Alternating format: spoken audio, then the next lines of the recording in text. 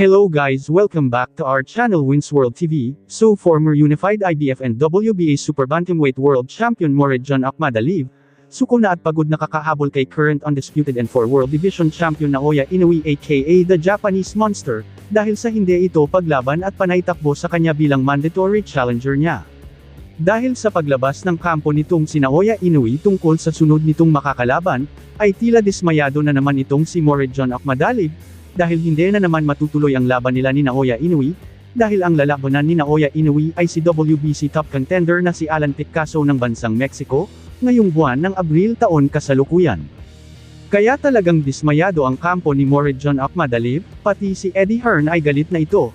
Ayon sa kanya bakit dapat bigyan ng pass si Naoya Inoue upang labanan ang mababang antas na kalaban, Ye Jun Kim, at iwasan ang kanyang mandatory challenger na si Murodjon Akhmadaliev, hindi isang beses, hindi dalawang beses, ngunit 3 beses. Si Naoya Inoue ay isang pound for pound na mahusay, ngunit ang kanyang ratio mi ay walang selby okay? Natalo niya si Stephen Fulton, ito ay isang magandang pagganap. Sa tingin ko si Naoya Inoue ay talagang nakakadismaya, at sa tingin ko siya ay nakakahiya bilang isang kampyon. Nanawagan din si Eddie Hearn na alisin sa listahan ng pound for pound si Naoya Inoue, dahil sa pag-iwas kay Murodjon Akhmadaliev. Kung maalala nyo na panay hamon itong si Murodjon Akhmadaliev kay Naoya Inoue. Иноя, почему ты не хочешь со мной драться? Я всегда готов. Здесь правила есть. Бокс. Драться я всегда готов. I'm ready. Let's go, Иноя. Okay, Max, over to you. Yeah, the only thing I didn't say about no.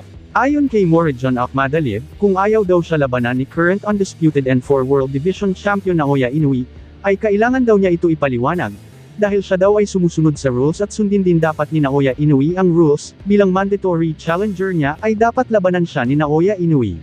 No, if he don't wanna fight to me, he just need to explain, because when I was a champion, I follow the rules, and he should follow the rules as well. I have mandatories. I was fighting with them without any discussion, so I need explanation because I'm here and ready for the fight. Dagdag pa ni Murodjon Akhmadaliev ay mananalo ang pinakamagaling, siya daw ang mandatory challenger ni Naoya Inoue kaya dapat niya itong labanan. Patunayan ni Naoya Inoue kung talagang siya ang pinakamagaling sa bantamweight division. Dagdag pa ni Akhmadaliev ay handang-handa na siya kahit saang bansa gusto ni Naoya Inoue na maglaban sila at anytime anywhere, ika ni Akhmadaliev. The best should be fighting the best, so I'm a mandatory, I'm an interim champion. He just should prove that he's the best in his division, and he's a legend. He should prove it as well. Kaya kailangan sundin at erase pito ni Naoya Inoue dahil kung hindi ay matatanggalan siya ng titulo. I mean, all the organizations always follow the rules. They make the rules, the athletes follow the rules. I mean, how do you explain it? MJ just said it. At least explain yourself. Stop acting like the mandatory is not there. At least explain and say it, and say I'm going to relieve the title, I'm going to move up in weight. He has that option. He can move up in weight instead of fighting all these older guys. He has to say something. His promoters, his team have to say something to at least respect this champion now. Thank you so much. Oh, it's firmly on. Inoue next. MJ, congratulations. It's my way, I was born impatient. And like a damn Freemason, I'll run this nation. The knee is down. Still plenty of time in this round. He goes down. 1,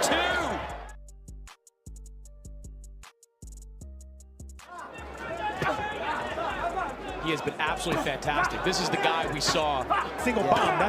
Oh, there was the uppercut. Right, this kid is beaten down. Stop the fight.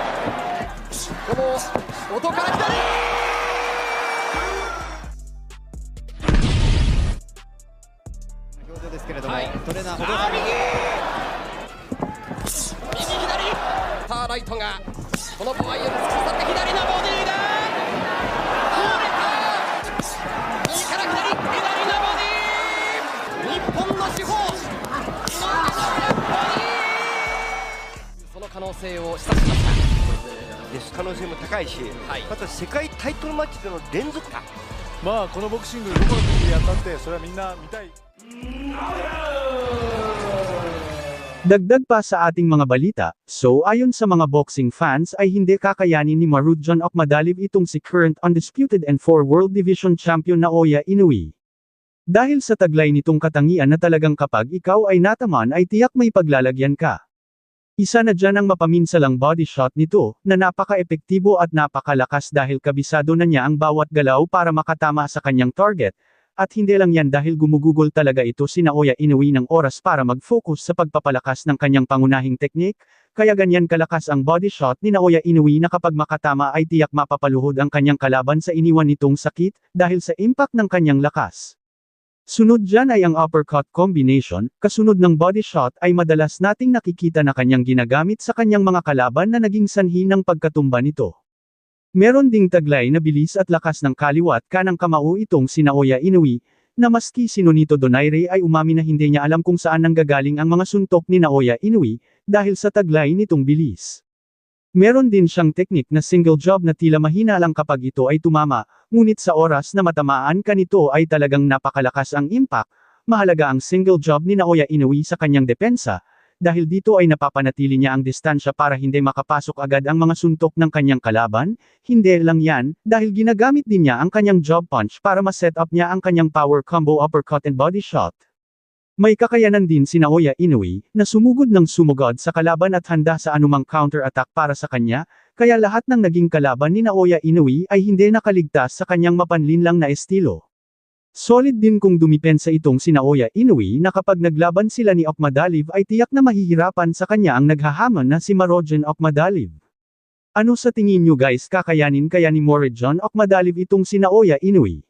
Just comment down below. Thank you for watching. Salamat sa inyong panunood. This is Wins World TV, saying peace, love and good vibes lang tayo lagi. Okay, alright.